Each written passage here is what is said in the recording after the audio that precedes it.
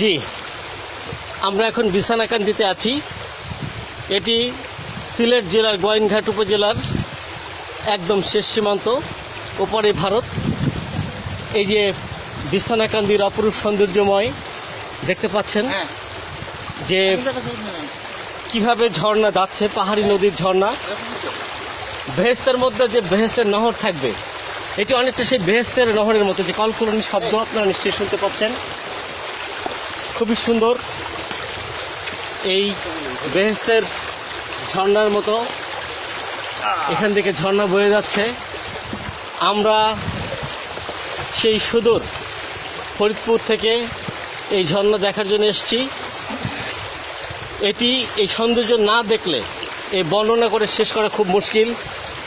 এখানে একদম সীমান্ত আপনারা দেখতে পাচ্ছেন, উপরেই ভারতের আসাম রাজ্যের শিলং শহর, তার কিছু পাহাড় দেখা যাচ্ছে। বর্ষার সময় এটি অনেক খরস্রোতে একটি নদী হয়।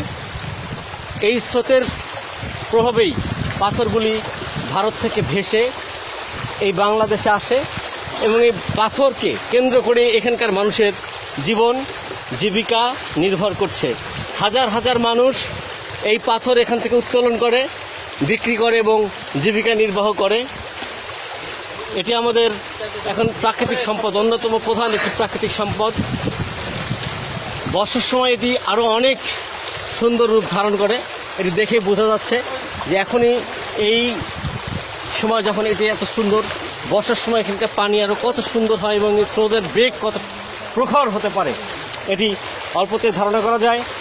আমি অনুরোধ করব আমাদের বাংলাদেশের সকল মানুষকে এইখানে এসে এই সৌন্দর্য উপভোগ করার জন্যে, এবং আমাদের পর্যটন মন্ত্রণালয়ের দৃষ্টি আকর্ষণ করব যে এটি গোয়াইনঘাট থেকে এই 20 কিলোমিটার রাস্তাটি যাতে খুব সুন্দর করা হয়, কারণ এখানকার যোগাযোগ ব্যবস্থা খুবই অনুন্নত।